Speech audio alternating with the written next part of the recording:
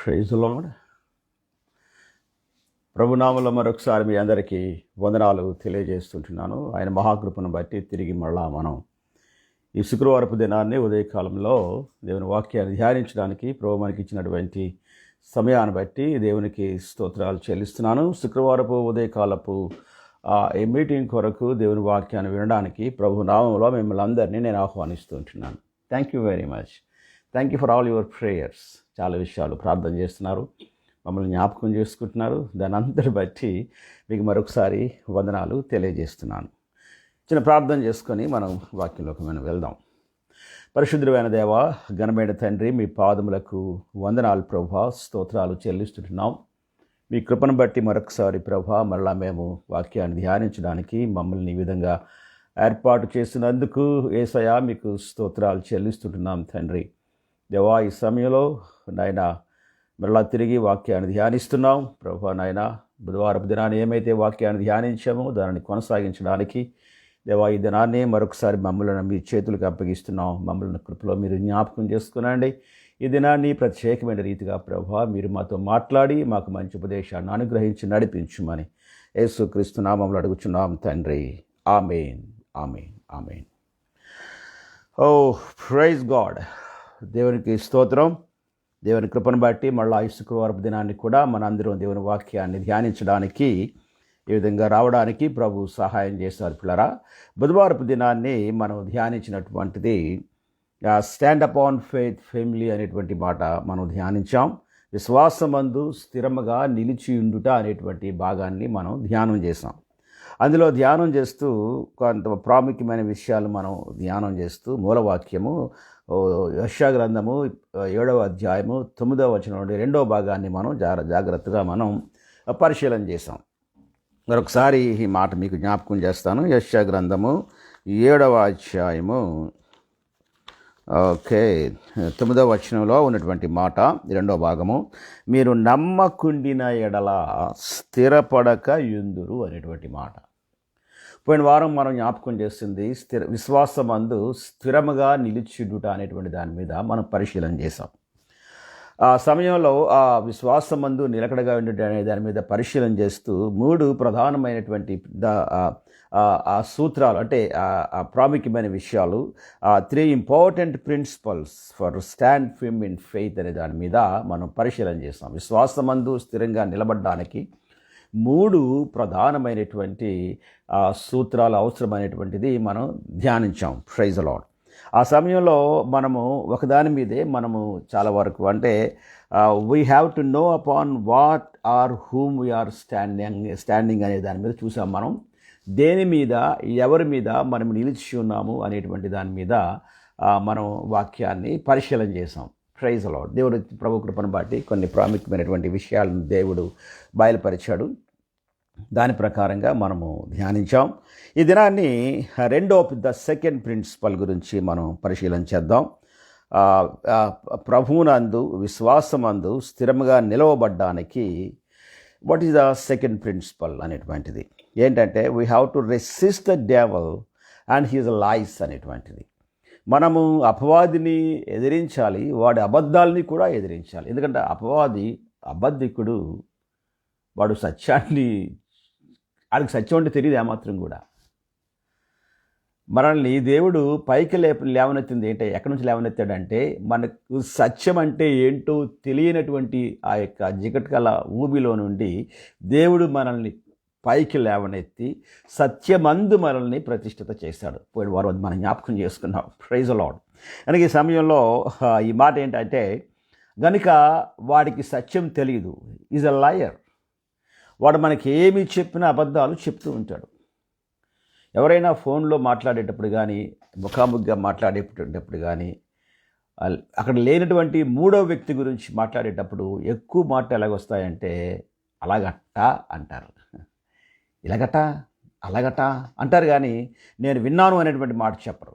వాళ్ళకి భయం. మళ్ళీ నిలబెడితే ఒకవేళ సత్యం ఎక్కడ నేను చెప్పింది అబద్ధము అని చెప్పడానికి భయం. కాబట్టిగా వాళ్ళు ఏమంటారంటే, అబద్ధాన్ని చాలా జాగ్రత్తగా మలిచి ఒక ఎన్వలప్లో పెట్టి, అంటే ఒక కవర్లో పెట్టి ఇవ్వడానికి సాతానుడు వాడేటువంటి ఎన్వలప్ ఏంటంటే దాని పేరే టా.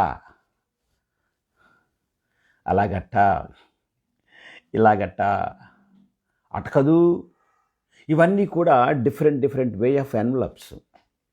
మనకు కొన్ని ఎన్వలప్లు ఉంటాయి కదండి, కవర్లు ఉంటాయి. అందులో కొన్ని పెట్టిన తర్వాత స్పీడ్ పోస్ట్ అని రాస్తాం దాని మీద. ఆ స్పీడ్ పోస్ట్ అని రాయలేదనుకోండి, ఆర్డినరీగా వెళ్తుంది, ఇప్పుడు 5-10 రోజులకి వెళ్తుంది.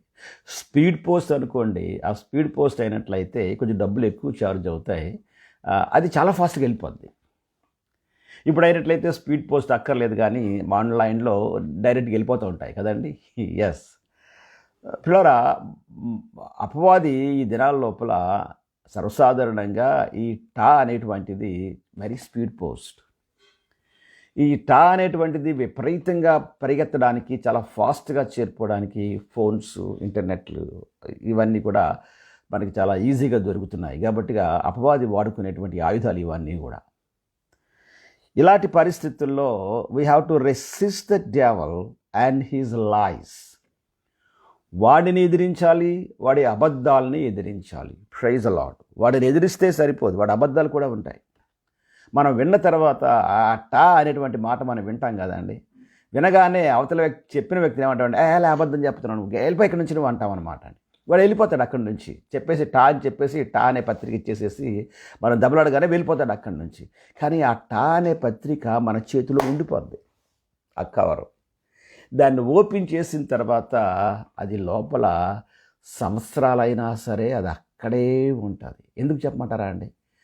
అపవాదిగాడి యొక్క అబద్ధాలు మనిషికి చాలా ఇష్టం. చాలా గంభీరంగా ఉంటాడు బయటికి.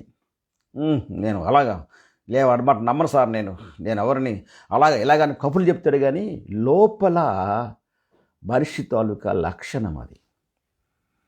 అబద్ధాలని నిజాలుగా తీసుకునేటువంటి లక్షణము మనిషికి ఉంటుంది, జంతువులకు ఉండదు, మనిషికే ఉంటుంది.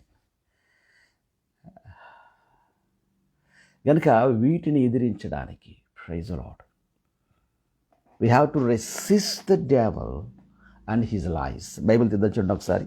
2 కొరింథీయులకు రాసిన పత్రిక 2వ అధ్యాయము 15వ వచనం. కొరింథీయులకు రాసిన 2వ పత్రిక, ఆమేన్, 10వ అధ్యాయము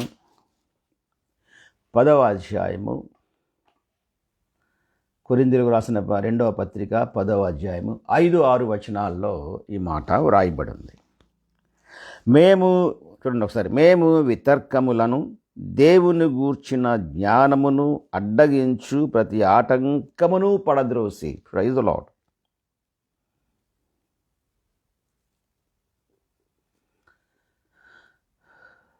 పదవ అధ్యాయము 5వ వచనం. ఓకే. ప్రతి ఆలోచనను క్రీస్తుకు లోబడునట్లు చెరపట్టి మీరు సంపూర్ణ విధేయతను కనపరుచున్నప్పుడు సమస్తమైన అవిధేయతకు ప్రతిదండన చేయ సిద్ధపడి ఉన్నాము అనేటువంటి మాట. అపవాదిని ఎదిరించుడి, వాడి యొద్ద నుండి పారిపోవును అనేటువంటి మాట ఒక ప్రాంతంలో ఉంది. యాకోబు పత్రిక 4వ అధ్యాయము 7వ వచనంలో ఉంది. అపవాదిని ఎదిరించేటప్పుడు విశ్వాసమందు స్థిరులుగా ఉండాలన్నటువంటి మాట 1 పేతురు 5వ అధ్యాయము 8వ వచనంలో 9వ వచనంలో ఉంది. ఆ మాట మనకు తెలుసు. కానీ ఇక్కడ చాలా లోతుగా పౌలు గారు చాలా క్లియర్గా మనకి ఎక్స్ప్లెయిన్ చేస్తున్నాడు.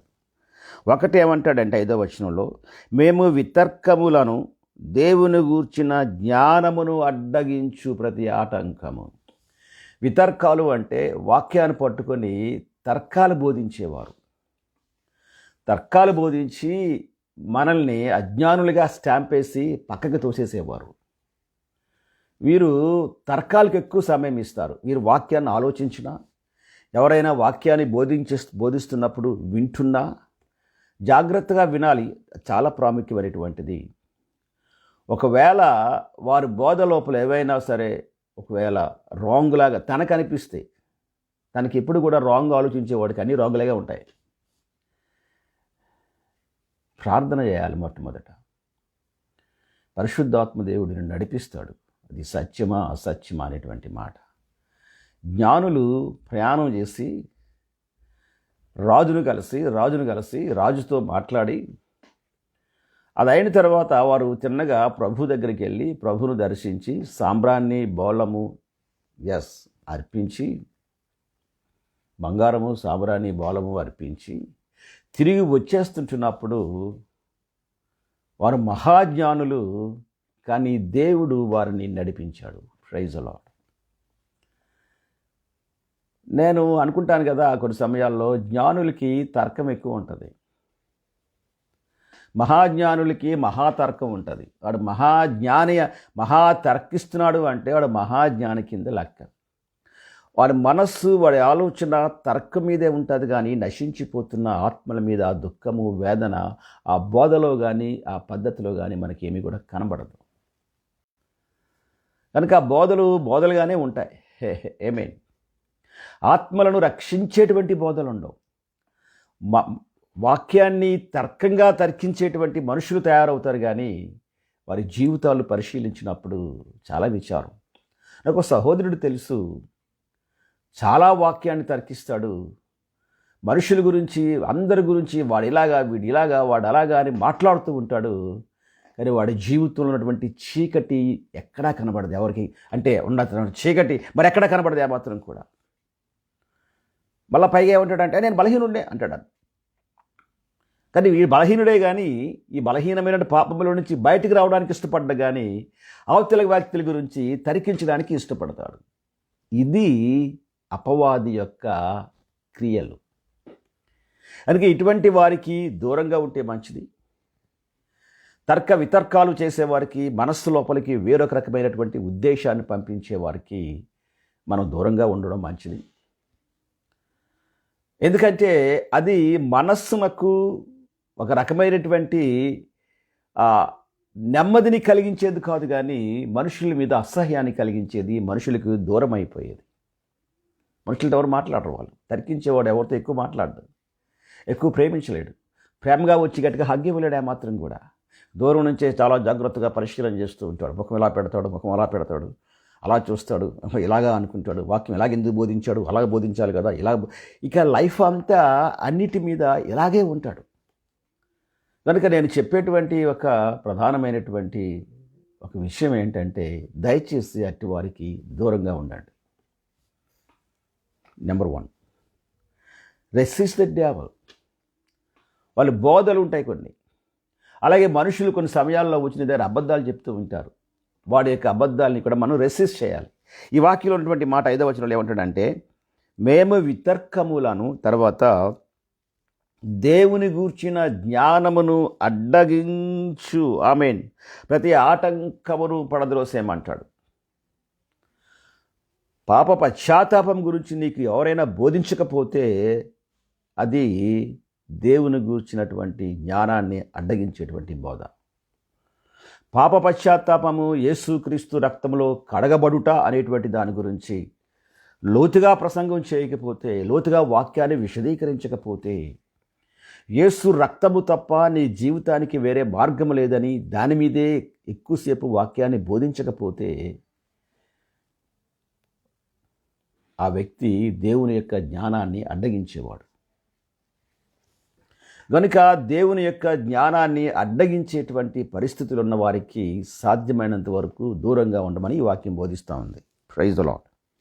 తర్వాత ఇంకోటి ఏంటంటే, ప్రతి ఆటంకమును పడద్రోసేయమంటాడు, పడగొట్టేమంటాడు ఆ ప్రాంతం లోపల. అంటే నీ లోపలికి రానివ్వద్దని. పడదోసేయడం అంటే ఆడితో గొడవ పడడం కాదు, ఆ వ్యక్తి దగ్గరికి వెళ్ళి కేకలేసి ట్యూట్ అనేటువంటి మాట కాదు. మనకంటే ఎక్కువ కేకలేస్తాడు ఆ వ్యక్తి.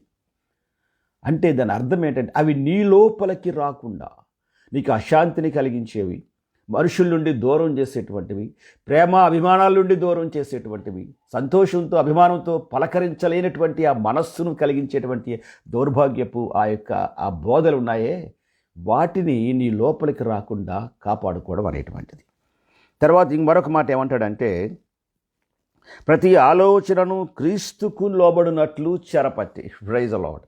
కనుక నీకున్న ప్రతి ఆలోచన, నీకున్న ప్రతి తలంపు యేసుక్రీస్తునకు లోబడాలి. వండర్ఫుల్ వర్డ్ అండి ప్రియులారా. అందుకనే వాక్యాన్ని చదివేటప్పుడు నిలిచి చదవాలి. ఆగి చదవాలి. Praise the Lord. ప్రతి ఆలోచనను క్రీస్తుకు లోబడినట్టు చెరపట్టమంటాడు. అనగా నీ ఆలోచన ప్రభువుకు లోబడినట్టుగా ఉండాలంటే మొట్టమొదటి ఆలోచన నువ్వు చెరపట్టాలి. ఇతర ఎలుకల్ని పట్టుకోవడానికి బోన్లు ఉంటాయి. ఇంతకుముందు రకరకాలుగా ఉండేవి కదా అండి. యాస్ ఇప్పుడు చిన్న చిన్న బిస్కెట్స్ వచ్చాయి. ఏం అక్కర్లేదు, అవన్నీ అక్కర్లేదు, అలా పడేస్తే తినేసి వెంటనే చచ్చిపోతుంది, అక్కడ వదిలేసి పడేయవచ్చు మనం అనమాట అండి. అలాగా రకరకాలుగా ఉంటాయండి పిల్లరా. కనుక ఈ సమయంలో వాక్యంలో ఉన్నటువంటి మాట ఏంటంటే ప్రతి ఆలోచన మన ఆలోచనట చెరపట్టాలి, పట్టుకోవాలి ఖచ్చితంగా. అది తీసుకొచ్చిన తర్వాత యేసు ప్రభువు దగ్గర ఆయనకు లోపరచబడాలి, ఆయన చేతికి అందించాలి. ప్రభువా ఈ ఆలోచన తండ్రి నాయన వచ్చి రైట్ కానీ రాంగ్ కానీ ప్రభువా మీరే డిసైడ్ చేయండి ప్రభువా.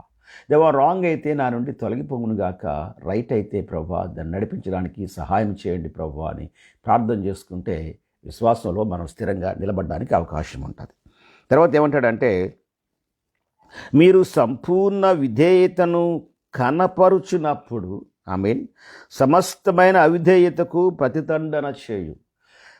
ఇంకా చూడండి ఒకసారి, మీరు సంపూర్ణ విధేయతను క్రమపరిచినప్పుడట సమస్తమైన అవిధేయతకు ప్రతిదండన చేయ సిద్ధపడి. విధేయత అవిధేయత, సంపూర్ణ విధేయత, సమస్త విధమైన అవిధేయత. వాట్ ఏ వండర్ఫుల్ వర్డ్ అండి, సంపూర్ణ విధేయత. రెండవది ఏమంటాడంటే సమస్తమైన అవిధేయత. అంటే విధేయతలో ఏ ప్రాంతంలో కూడా అవిధేయత కనపడకూడదు. Praise the lord. అవన్నీ ప్రభువుకి అప్పగించాలి. అంటే పిల్లరా ఇది జరగడానికి ప్రధానమైనది ఏంటయ్యా అంటే రెండో పాయింట్లో we have to resist the devil and his lies అనేటువంటి మాట. ఇది జరగడానికి ప్రధానమైనటువంటిది యేసుక్రీస్తు ప్రభువుతో నీకున్నటువంటి సంబంధము ప్రాముఖ్యమైనటువంటిది. మొట్టమొదటి నీ సంబంధం యేసుక్రీస్తుతోనే ఉండాలి. ఆమేన్. సేవకులు వాక్యం బోధిస్తారు, ఇట్స్ ఓకే. లేకపోతే ఆ సమయాల్లో ఇలా వీడియోల ద్వారా రేడియోల ద్వారా వాక్యాన్ని వింటావు, ఇట్స్ వెరీ గుడ్. లేకపోతే 15 మంది 20,000 మంది 30,000 మంది వెళ్ళేటువంటి మీటింగులు ఉంటాయి, ఆ మీటింగులకు వెళ్తావు, వాక్యం వింటావు, it's okay. But praise the Lord ప్రాముఖ్యమైనటువంటిది వారితో సహవాసం చేయడానికి ప్రయత్నం చేయొద్దు ఎక్కువగా. కొంతమంది ఎవరైనా సేవకులు కనబడితే వెంటనే సెల్ఫీలు తీసేసుకుంటారు. ఒకసారి మీతో ఫోటో తీసుకోవాలి సార్, ఫోటో తీసుకోవాలి. వాళ్ళు వెంటనే దాన్ని వాళ్ళు ఫేస్బుక్లో పెట్టేసేసి మేము ఫలానా వ్యక్తితో ఫోటో తీసుకున్నాము. ఇవన్నీ these are all fake thoughts. కానీ నీకున్నటువంటి ఆలోచన కానీ, నీకున్నటువంటి ప్రార్థన కానీ, నీకున్నటువంటి సహవాసం కానీ, నీకున్న సంబంధం కానీ మొట్టమొదట యేసుక్రీస్తు ప్రభుతో ఉండాలి. Praise the Lord. ఎప్పుడైతే నీ వ్యక్తిగత జీవితంలో యేసుక్రీస్తు ప్రభువుతో సంబంధాన్ని కొనసాగిస్తావో అప్పుడు జరిగేటిది ఏంటంటే హల్లెలూయా అపవాదిని ఎదిరించడానికి కావలసినటువంటి శక్తిని దేవుడి నీ లోపల ఫీల్ చేస్తాడు. ఆమేన్. హల్లెలూయా. ఈ సమయంలో రెండో పాయింట్లోకి వెళ్తా. చూడండి, ఒక పాయింట్ చూద్దాం. ఏంటంటే ఒకసారి be self control and be alert. చూడండి ఒకసారి మొదటి పేతురు గ్రంథము 5వ అధ్యాయము,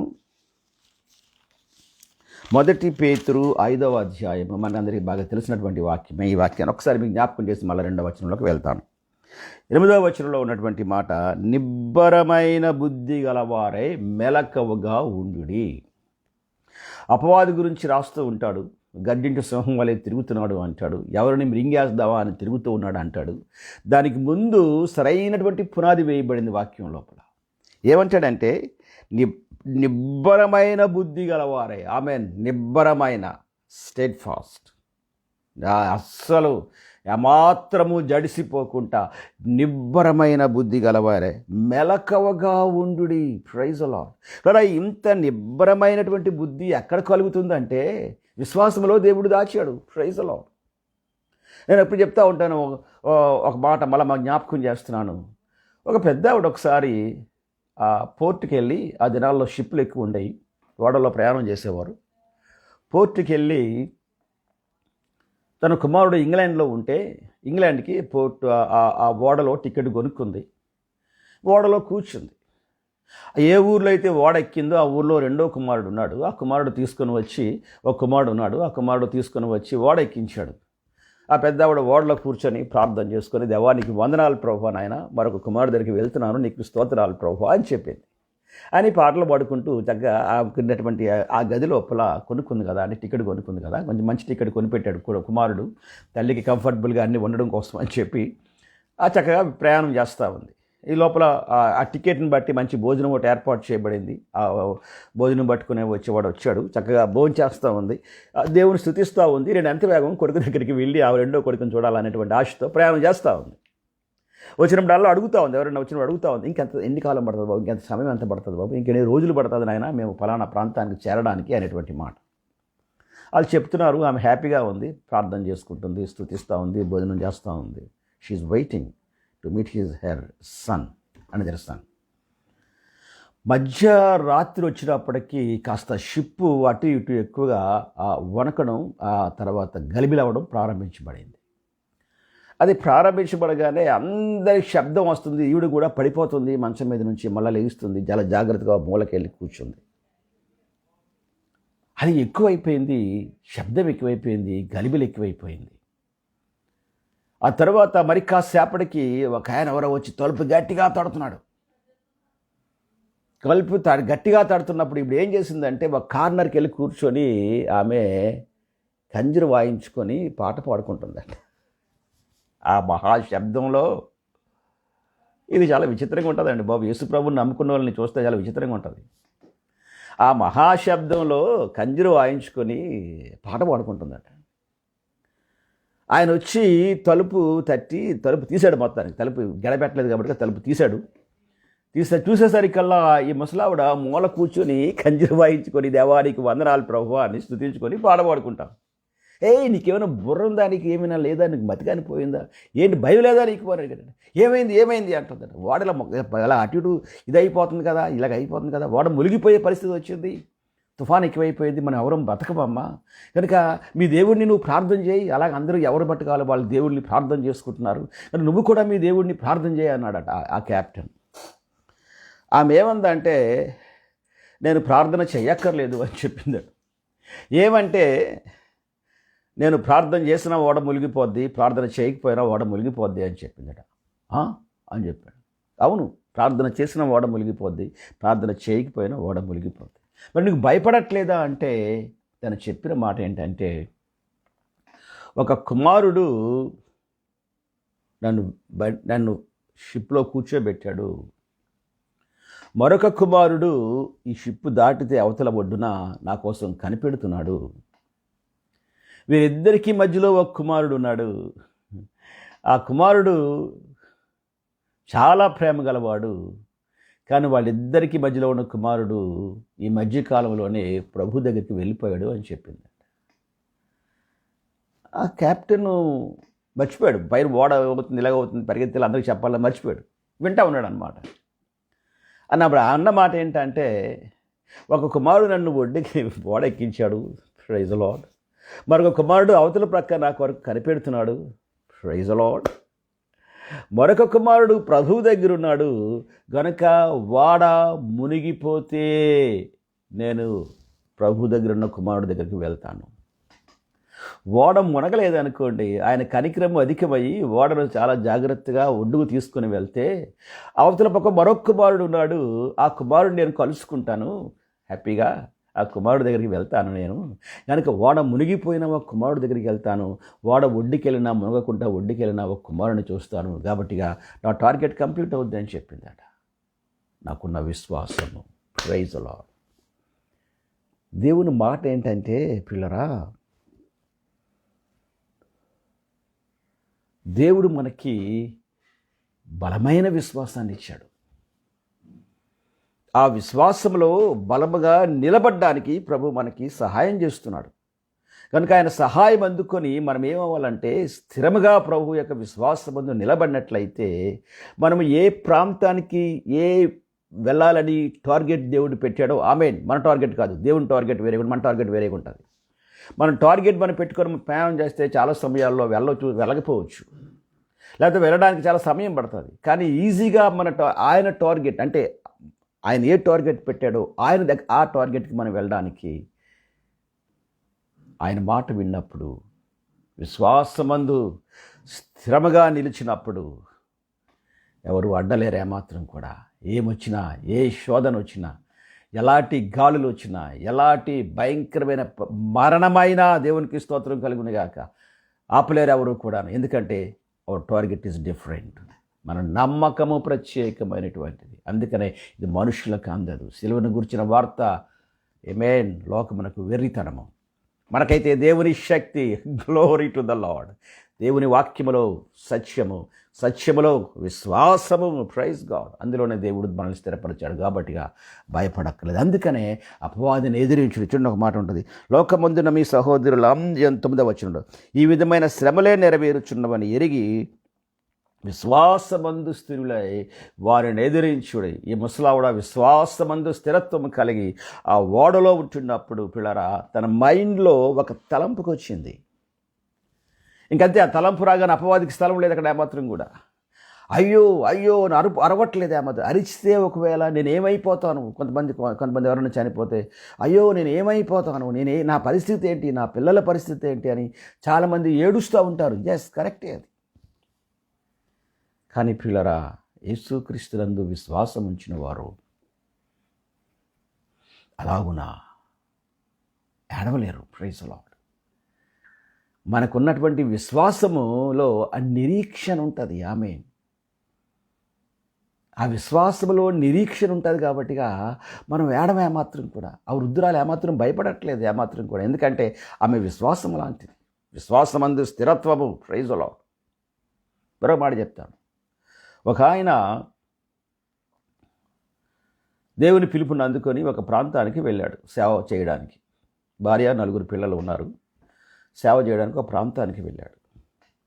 సేవలో మంచి సేవ ప్రారంభించాడు. ఎవరూ లేరు ఆ ప్రాంతంలో సేవ ఆ సమయంలో. కానీ వెళ్ళాడు, ప్రార్థించాడు, మోకరించాడు.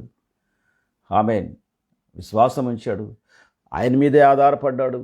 అదంతా అయిన తర్వాత వారు సేవ ప్రారంభించాడు. చాలామంది మనుషులు మారు మనసు పొందారు.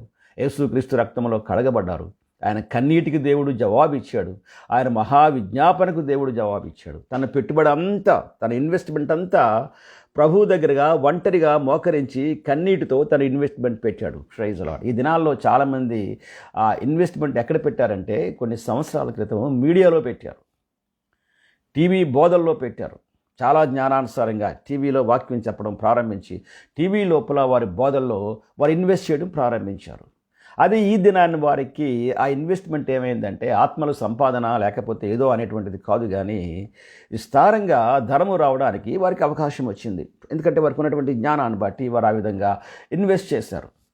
కానీ ఈ సేవకుడు ఆడికి వెళ్ళడానికి, సంఘాన్ని కట్టడానికి ప్రియులారా కన్నీటిని ఇన్వెస్ట్ చేశాడు.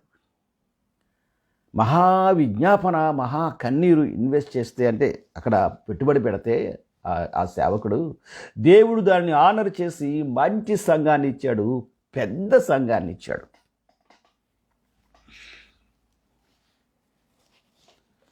భార్యకి రాశాడు, అమ్మా నేను వచ్చిన తర్వాత సంఘము కట్టబడింది, చాలామంది ప్రభువుని అంగీకరించారు, నీవు పిల్లలు కలిసి వస్తే చాలా మంచిది అని చెప్పాడు. 9 చిన్న పిల్లలు. భార్య సంతోషపడింది. మంచి సంఘం కట్టబడింది, మేము వెళ్తున్నాం, ఇద్దరు నేను నా భర్త కలిసి సేవ చేస్తాం, విపరీతంగా పరిచర్య చేస్తామని సంతోషంతో ఆ బిడ్డ బయలుదేరింది. ఓడ ఎక్కింది, ప్రయాణం చేస్తూ ఉంది. పిల్లలు అవతల వైపు పలానా దినాన్ని ఇన్ని గంటలకి ఓడ వస్తుందని చెప్పి ఆ టైం టేబుల్ ప్రకారంగా ఆ పోర్టులో నిలవబడి, ఆ ప్లాట్ఫామ్ దగ్గర నిలవబడి కనిపెడుతున్నాడు. కాసేపటికి మనుషులు చాలామంది అటు ఇటు పరిగెడుతున్నారు. కొంతమంది ఏడుస్తున్నారు అక్కడే కూర్చొని. కొంతమంది అందులో ఉద్యోగస్తులు ఉంటారు కదండి, పనిచేసే వాళ్ళైతే వాళ్ళకి ఎవరెవరితో ఏదో మాట్లాడుతూ ఓదారుస్తూ కనబడ్డారు. అలా ఒక ఉద్యోగం చేసే ఆయన ప్రాముఖ్యమైన వ్యక్తి నడిచి వెళ్ళిపోతూ ఈయన గురించి చూస్తున్నాడు. ఈయన అలాగే నిలబడి కళ్ళు పైకెత్తి ప్రార్థన చేస్తున్నాడు, పిల్లల్ని భార్యను చూడడానికి. అడిగాడు, ఎందుకు వచ్చావు, ఇక్కడ నిలబడ్డావు, ఏంటి సంగతి అంటే, పలానా ఓడలో నా భార్య 9 పిల్లలు వస్తున్నారు అని చెప్పాడు. ఆ మాట వినగానే అవతల వ్యక్తి షాక్ అయ్యాడు. కాసేపు ఉన్న తర్వాత ఆ సేవకుని మీద భుజం మీద చేతులుంచి అన్నాడు కదా, I'm so sorry, last night సముద్రం మధ్యలో విపరీతమైనటువంటి అకస్మాత్తుగా తుఫాను రావడాన్ని బట్టి వాడ మునిగిపోయింది, ఏ ఒక్కరూ మిగలలేదు అని చెప్పాడు. అనగా అతని భార్య, 4 పిల్లలు ఓడలో చనిపోయారు. ఆ యొక్క ప్రయాణం లోపల తుఫానులో చనిపోయారు. ఇట్లారా అసలు మనం ఆలోచించేద్దాం. ఇదే మాట నీకు కానీ నాకు కానీ వినబడినట్లయితే వాట్ ఈజ్ అవర్ రియాక్షన్? ఇమ్మీడియట్గా మనం ఏమంటాం? మనం చిన్నది జరగకపోతేనే దేవుడు ఉన్నాడా అంటాం. చిన్నది ఏమైనా జరిగితేనే దేవుడు ఎందుకు చేయలేదు నాకు అంటాం. దేవుడు నా ప్రార్థన వింటలేదు అంటాం. నాకు దేవుడి మీద నమ్మకం పోయింది అంటాం. బైబిల్ పక్కన పెట్టేస్తాం, మోకరించడం మానేస్తాం, ప్రార్థన చేయడం మానేస్తాం, మందిరానికి రావడం మానేస్తాం, మిగిలిన సమయాల్లో చాలామంది విశ్వాసులతో మాట్లాడడం మానేస్తాం. ఇదంతా వదిలిపెట్టి దేవుని మీద కోపంతో లోకంలోకి వెళ్ళి లోకస్తులతో, లోక స్నేహితులతో కలిసి, వాళ్ళతో కలిసి పాపంలో పడిపోవడానికి చాలామంది వెనక్కి వెళ్ళిపోతూ ఉంటుంటాం. బట్ ఈ దినాన్ని ప్రభు మాట్లాడే మాట ఏంటంటే, ఆ సేవకుడికి ఒకేసారి ఇంత షాక్. సంఘస్థులందరూ అక్కడ వెయిట్ చేస్తున్నారు. ఇవాళ పాస్టర్ గారు వస్తారు, పిల్లలందరూ 4 బిడ్డలు వస్తారు, దేవుని సేవకులు వస్తారు, మంచి విందు ఏర్పాటు చేసి, మంచి మీటింగ్ ఏర్పాటు చేసి ప్రభువులో ఆనందిద్దామని సంఘం అంతా కనిపెడతాం. ఇక సేవకుడు కనిపెడుతున్నాడు, నా భార్యకు, నా పిల్లలకు నేను చేసిన పరిచయం చూపించాలని కనిపెడతా ఉన్నాడు. మంచిగా జరిగింది, మంచి అభిషేకము ఆమేన్.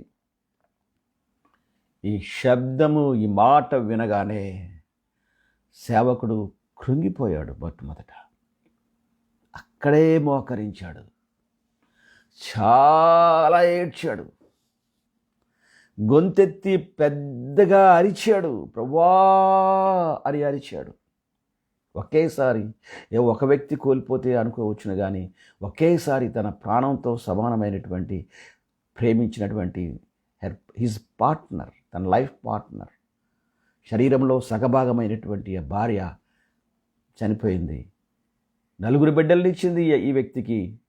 4 బిడ్డలు ప్రేమను పంచింది. 4 బిడ్డలు చనిపోయారు, ఒకేసారి సమాధి చేయబడ్డారు. పిల్లరా, ఇది కథ కాదండి, జరిగినటువంటి సంఘటన. పూర్వ దినాల్లో సేవకులు ఆయా దేశాలకు వెళ్ళి సువార్త ప్రకటించేటప్పుడు వాళ్ళ సమర్పణ, ఆమేన్. అందుకనే వారి సమర్పణలో ఆ దినాల్లో ఇలాంటి బలమైనటువంటి ఆ విశ్వాసపు వీరత్వము ఉంది కనుకనే ఆమేన్, ఆఖరి దినాల్లో అపవాది ఏమాత్రం కూడా క్రైస్తవుల మీదకి రాకుండా నిలబడి సంఘాలు అభివృద్ధి పరచబడడానికి ఆమేన్ దేవుడు సహాయం మనం చూసుకోగలుగుతుంటున్నాం. అందుకని అంటాడు, అపవాదిని ఎదిరించుడు. Amen resist the devil and his lies. సేవకుడు మోకరించాడు, అక్కడ చేతులు పైకెత్తి ప్రార్థన చేశాడు. ప్రభువా, ఎందుకు ఇలాగైంది నాయనా? నో ఆన్సర్, జవాబు రాలేదు. కుమారుడా, నేనే చేశానని కానీ, ఇది అలాగాని దేవుడు ఏమి జవాబు చెప్పలేదు. Complete silent between God and this man of God. ప్రియ సహోదరుడా, సహోదరి, చాలా సమయాల్లో జవాబు లేకుండా కొన్ని విషయాలు ఏడ్చినప్పుడు నో ఆన్సర్ ఫ్రమ్ గాడ్. దేవుడి దగ్గర నుంచి నువ్వు ఏడ్చినటువంటి ఏడుపుకు జవాబులు లేకపోతే, ఆయన దగ్గర నుంచి ఒక్క మాట కూడా రాకపోతే, ఒకవేళ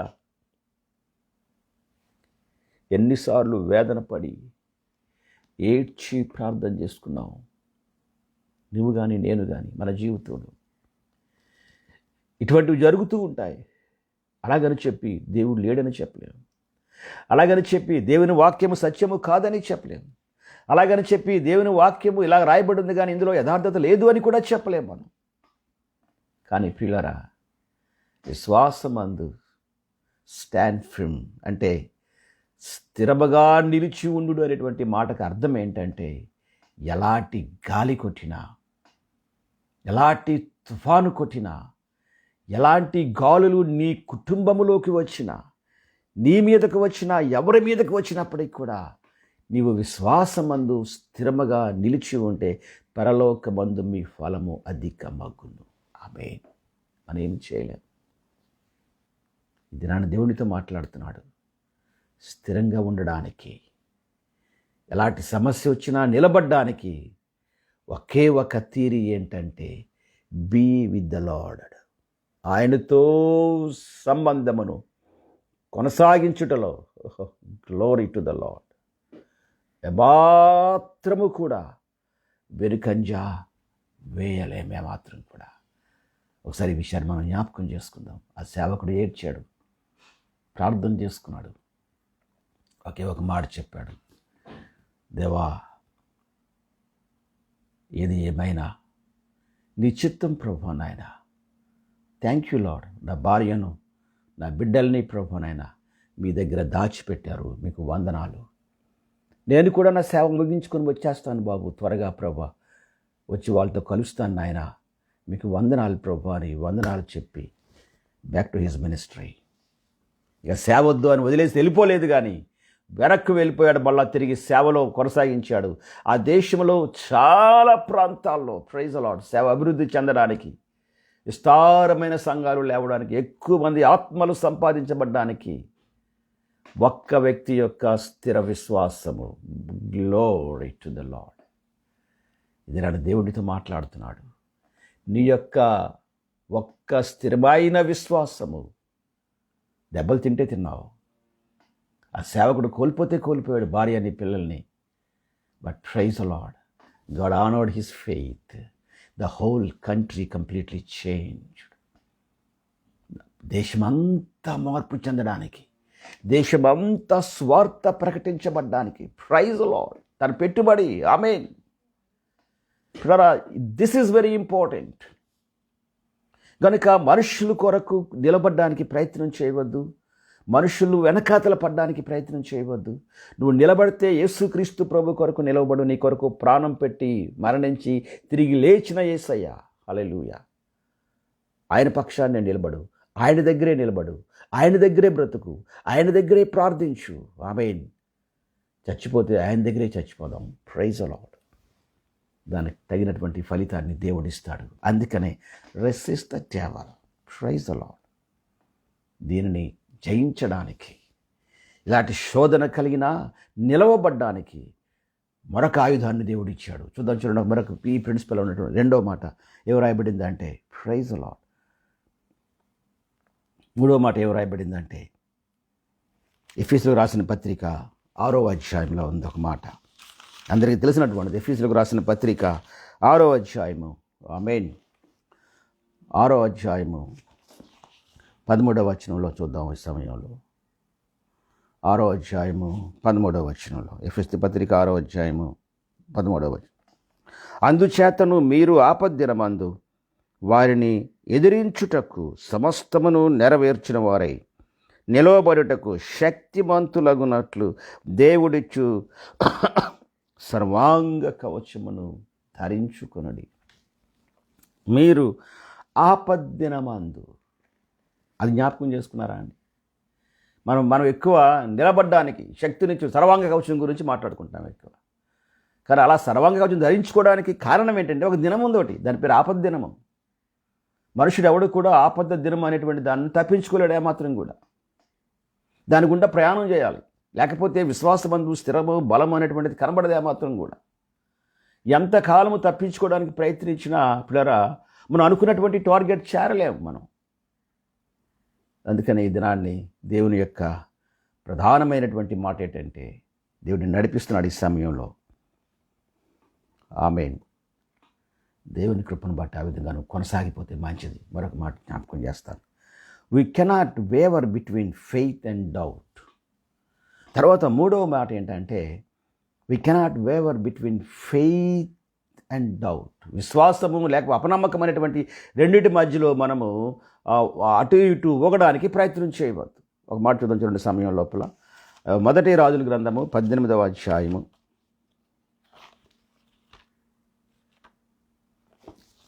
మొదటి రాజుల గ్రంథము 18వ అధ్యాయంలో ఏలియా ఒక మాట చెప్తాడు 21వ వచనంలో. 21వ వచనంలో ఏమంటాడంటే, ఏలియా చూడండి 20వ వచనంలో, ఆహాబు ఇశ్రాయేలు వారందరి ఎద్దుకు దూతలను పంపి ప్రవక్తలను కర్మేలు పర్వతమునకు సమకూర్చాడు. ఏలియా జనులందరి దగ్గరకు వచ్చి, ఎన్నాళ్ళ మట్టుకు మీరు 2 తలంపుల మధ్య తడబడుచుందురు? ఆమేన్. మొట్టమొదటి ప్రశ్న ఈ దినాల్లో దేవుడు అడిగిన ప్రశ్న సంఘంలో ఉన్న కొంతమందికి అడుగుతున్న ప్రశ్న ఏంటంటే, ఎన్నాళ్ళ మట్టుకు 2 తలంపుల మధ్య మీరుందురు? ప్రభా ఇది జరగట్లేదు నాయన, ఇది అవ్వట్లేదు ప్రభా, ఏంటి ప్రభా, నిజమేనా ఇది, ఇలాగ జరుగుతుంది ప్రభా, ఇది నిజమేనా, ఇది అవునా కాదా ప్రభా, ఏంటి మాకు చెప్పండి ప్రభా అనేటువంటిది. ఇలాగా ఇదే ప్రభా, ఇలాగైతే బాగుంటుంది, ఎలాగైతే బాగుంటుంది, ఇది ఇలాగైందేంటి, అలాగైంది ఏంటి, 2 తలంపుల మధ్య తడబడుచుందురు. ఎన్నాళ్ళు ఒక సమయానికి ఒక పాయింట్కి వచ్చేసాయి. ఈ సమయంలో దేవుడు ఆమేన్ ఏమి చేసినా తన చిత్తాన్ని బట్టి చేస్తాడు. యోబు అంటాడు కదా, తన చిత్తానుసారంగా తన చేతిని చాపి నన్ను నలుపును గాక. ఆమేన్. ఐఎమ్ రెడీ నిలబడ్డానికి. ఆమేన్. తరువాత మరొక మాట ఏంటి, ఆఖరి మాట చెప్పి ముగిస్తాను. రోమాపత్రిక 4వ అధ్యాయంలో ఒక మాట ఉంటుంది 18వ వచనంలో. రోమాపత్రిక 4వ అధ్యాయము, ఇంకటి భాగాన్ని ముగిస్తున్నాను నేను ఇవాళతో. 4వ అధ్యాయము 18వ వచనంలో ఉన్నటువంటి మాట, నీ సంతానము ఇలాగ ఉండునని చెప్పిన దానిని బట్టి తాను అనేక జన్మలకు తండ్రి అగునట్లు నిరీక్షణకు ఆధారము లేనప్పుడు అతడు నిరీక్షణ కలిగి నమ్మాను. ఈ మాట don't say if you are God, because he is the only God. నువ్వు ప్రార్థించేటప్పుడు ప్రభా ఇది జరగట్లేదు కనుక నువ్వు దేవుడు అయితే ఇలా చేయి ప్రభా అనేటువంటి మాట వాడద్దు. దేవా నువ్వు శక్తిమంతుడు ప్రభా, ఇలా చేయి ప్రభా, నువ్వు శక్తిమంతుడు అయితే ఇలా చేయి ప్రభా, దేవుడు అయితే ఇలాగ చేయి ప్రభా. నువ్వు దేవుడు అయితే ఆయననా కాదన్నా ఆయనే దేవుడు. Praise the Lord. నువ్వు శక్తిమంతుడు అయితే అని నువ్వు ప్రార్థించినా ఆయనే శక్తిమంతుడు. నీ కార్యాలు జరగకపోయినా ఆయనే దేవుడు. నీ కార్యక్రమాలకు కావలసినటువంటి సహాయం అందకపోయినా ఆయనే శక్తిమంతుడు. Praise the Lord. నీ మనస్సు లోపల అందుకని ఏమంటాడంటే, నిరీక్షణకు ఆధారము లేనప్పుడు ఆమేన్ నిరీక్షణ కలిగి ఉన్నాడు. Praise the Lord. హల్లెలూయా. అతడు నమ్మాడు. Praise the Lord. కనుక ఈ సమయంలో పిల్లరా దేవుడు మనతో మాట్లాడాడు. ఈ విషయాలు జ్ఞాపకం చేసుకుందాం ఒకసారి. ప్రభు నిన్ను దర్శించినప్పుడు స్టాండ్ ఫిర్మ్, నిలబడడానికి ప్రయత్నించు. దేవుడు నీకు ఒక అద్భుతమైన కార్యాన్ని చేస్తాడు. దీనిని మళ్ళీ మనం ప్రవచితం అయితే తర్వాత ఎపిసోడ్లో దాన్ని మనం కంటిన్యూ చేద్దాం. ఈ సమయంలో జాగ్రత్తగా ఆలోచించుకో ఒకసారి. నీ విశ్వాసమందు ఏమైనప్పటికీ కూడా ఒకవేళ అపవాది గలిబిలి కలిగించినప్పుడు నువ్వు నిలబడలేకపోతే ఒక ఆలోచనకు వచ్చే, ప్రభా చావైనా బ్రతుకైనా నీతోనే ప్రభా నాయన, నీ చిత్తము నుండి మీ ఉద్దేశం నుండి నేను దూరంగా ప్రయాణం చేయలేను ప్రభా. Thank you very much lord. నీ సహాయం కలుగునుగాక, నీ చిత్తము కలుగునుగాక అని నువ్వు ప్రార్థన చేసుకొని ప్రభువుకు అప్పగించుకొని ప్రభువుతో ఉండడానికి ఈరోజు నిర్ణయించుకుంటే ఆమేన్ మై లార్డ్. ఎలాంటి గాలుల్లో అయినప్పటికీ కూడా గాలుల వైపు చూడకుండా ఆయన వైపే చూస్తూ ఆయన దగ్గరే కూర్చోడానికి ప్రయత్నం చేస్తే ఆ గాలిలో ప్రయాణం చేయగలవు, ఆ గాలిలో నడవగలవు. పరిశుద్ధాత్మ యొక్క సహాయము నీకు తోడుగా ఉండి నేను నడిపించును గాక. ఆమేన్. ప్రార్థన చేసుకుందాం. పరిశుద్ధమైన దేవా, ఘనమైన తండ్రి, మీ పాదములకు వందనాలు స్తోత్రాలు చెల్లిస్తున్నాం. ఈ సమయంలో ప్రభు నాయన దేవా మమ్మల్ని మేము మీ చేతులకు అప్పగిస్తున్నాం. మీ కృప దయచేయండి. ఎలాంటి పరిస్థితులు వచ్చినా, ఎలాంటి పరిస్థితులు కలిగినప్పటికీ కూడా ప్రభు నాయన మేము నిలవబడ్డానికి, అపవాదిని ఎదిరించడానికి, వాడి అబద్ధములను త్రోసివేయడానికి ప్రభు కావలసినటువంటి కృపను నాయన వింటున్న బిడ్డలకు నువ్వు ప్రసంగిస్తున్న నాకు నువ్వు దయచేయమని ప్రార్థన చేస్తుంటున్నాం. మీ నామాన్ని మీరు మహింపరుచుకునండి, దీవించి విశ్వాసబంధు స్థిరపరచుమని యేసుక్రీస్తు నామములో అడుగుచున్నాం తండ్రి. ఆమేన్. తండ్రి అయిన దేవుని యొక్క ప్రేమ, కుమారుడైన యేసు ప్రభు వారి యొక్క కృప, పరిశుద్ధాత్మ యొక్క అన్యోన్య సహవాసం ఎప్పుడునూ ఎల్లప్పుడూ మనందరికీ తోడై ఉండి నడిపించును గాక. ఆమేన్. ఆమేన్. ఆమేన్. ఆమేన్. ప్రభు నామములో మీకు వందనాలు తెలియజేస్తున్నాను.